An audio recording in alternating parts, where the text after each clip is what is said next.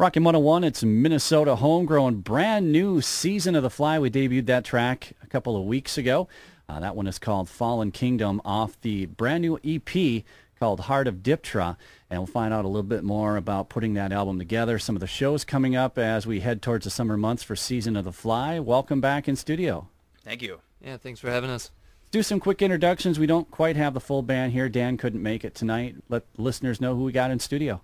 James, vocals, drums. Kyle, guitar. We got Johnny Fly on the bass. Again, brand new EP, Heart of Diptera. That's going to be available at the CD release show. Absolutely. At the red carpet. On June 28th. A true team effort from Seazon of the Fly. We how we try. roll. Yes. That's the best we can do, for sure. All right, let's get a little bit into the making of the brand new album. Now, you guys were involved in the Battle of the Bands for Rockin' 101 last year, and 8 hours of studio time at Rock House Productions, and I imagine some of that went into the new album. Yeah, actually, for the longest time after acquiring the 8 hours, we thought we were going to do vocals at Rock House and use their nice vocal mic, and then it just sort of dawned on us that the time might be better spent recording drums because they have this huge, awesome-sounding room, which we don't. So I basically went in there with some scratch tracks of the 6 new tunes and banged them out in about 8 or maybe 9 hours. Thomas was pretty lenient with us as far as just getting the job done, and we were very appreciative of that. But we left with some pretty sweet-sounding drum tracks, in my opinion. Now, where did you record the rest of the album at? Did you guys do that in your home studio this time, or did you head out somewhere else?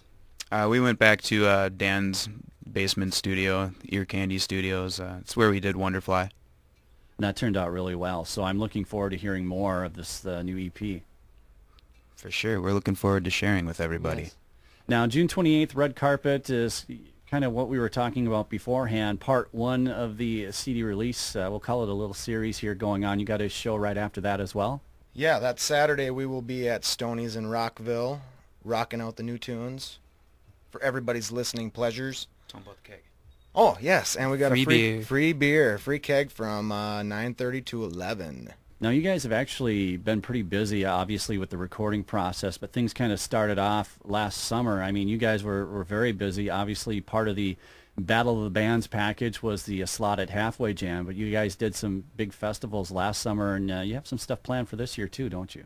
Yeah, we were at Moondance last year, and we'll be there this year, too. We started working with a guy, Lenny, from 1013 Entertainment. Kind of helped revitalize the band after going on a little bit of hiatus and a member change, and we sort of switched up our game and learned a bunch of covers from like Tool and Alice in Chains, System of a Down, STP, Nirvana, Chevelle, all that fun stuff. Kind of songs that we really like to play and figured everybody else would like as well. So yeah, in an effort to try to make some money too and pay off some bills. So it's been working out. It's been fun. Yes, money's good.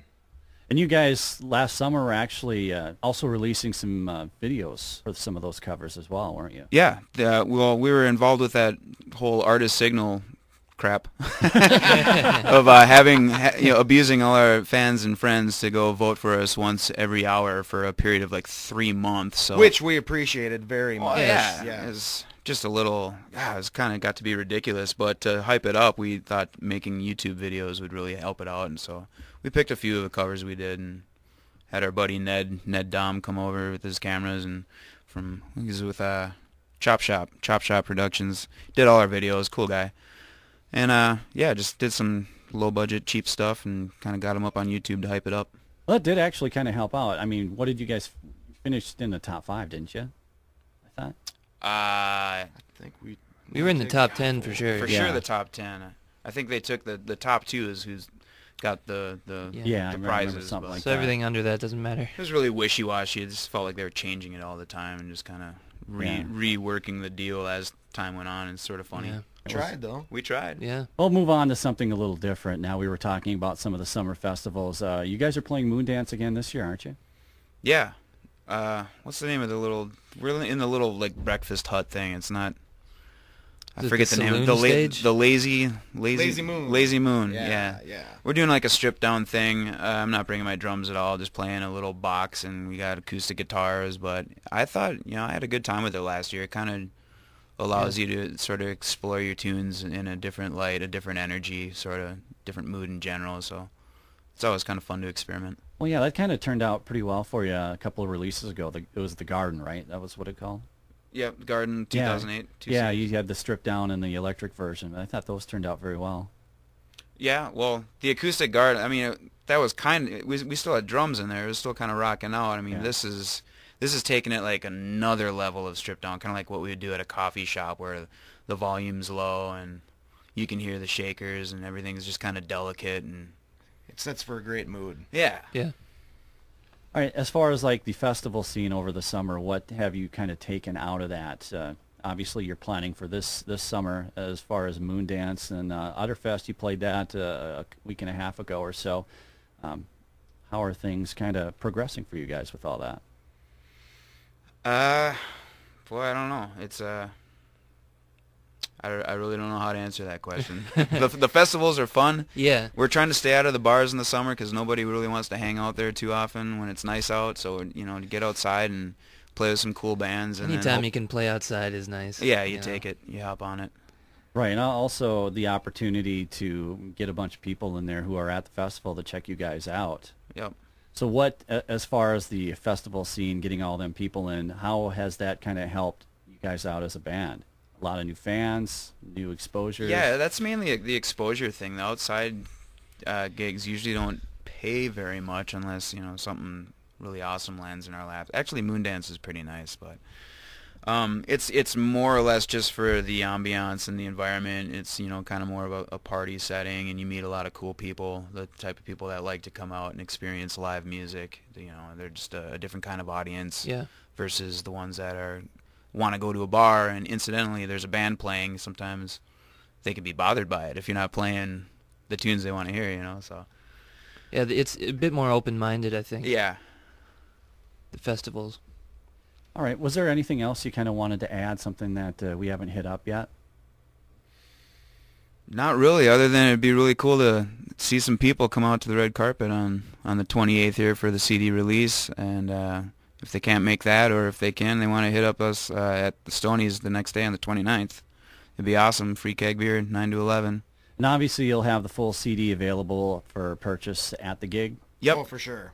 Now, is that the first chance that people are going to have to get it, or is it going to be available prior to that, or are they going to even be able to listen to some of the stuff beforehand? Well, what we got going on right now is if people pre-order through our website, seasonoffly.com, they immediately get a link for the MP3s, the whole thing. And then when we get the CDs in, we'll send it off to them. So you can hear the entire EP like right now if you pre-order it. As far as being able to get the tangible CD, you know, that'll be like the first opportunity. It'll probably be at the carpet on the 28th. Okay, and I imagine you guys are going to have it available on a lot of the big outlets and stuff too. We'll try. I'm going to try to get into the Electric Fetus and some other spots online. As many as Is- possible. yeah. I can honestly say that about you guys as a band. Season of the Fly has always been very good at marketing yourselves, getting things out there too. We try, thanks. You kind of have to be Yeah. at this point, you know. And even still, it doesn't really feel like we're doing much. It's, you know, it's just a constant battle of, you know, pecking away a fan here and there, but I don't know, without some sort of outside assistance of I don't know if record labels are dead or whatever. It's just sort of weird, like all of a sudden you hear of a brand new band and they're huge all of a sudden, like it happened overnight, you know, and you wonder, did it really happen overnight, or have they been slaving away for the past 10 years? Well, that's what we're doing. Yeah.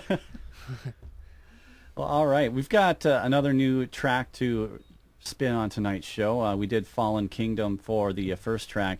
Second one is called Removed. Anything you wanted to mention about either track as far as how things kind of came together with them, or anything as far as the content? Well, actually, you know, just this album in general, I thought it was kind of cool compared to the other ones, and the way that we wrote it seemed kind of, it just has a more organic feel about it. Just, you know, the instruments in our hands, jamming riffs and feeling it out a little bit. Fallen Kingdom is kind of a part of a little sort of a story that I put together this last spring. Kind of started on a piano just with some chords and melody, but then when the four of us got together, we kind of started arranging the material, whereas in the past, someone would kind of show up with a finished tune. These are much more, hey, here's a rough idea, here's a piece of Play-Doh, and then we all kind of had a hand in sculpting it, you know. So this album in general is a really good representation of where we're at as a band.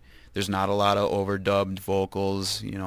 All the harmonies are, you know, different band members singing it, and no fake guitar tones or drum samples or anything. It's all microphones and It's all real. good tones, and yeah, we're pretty happy with how it turned out.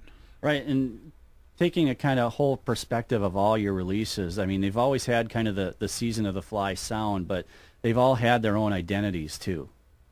Absolutely. All right, well, once again, thanks for coming into the studio. Seazon of the Fly hanging out on Minnesota Homegrown tonight, and we're going to spin a new tune off the Heart of Diptera. It's called Removed. It is Rockin' 101's Minnesota Homegrown.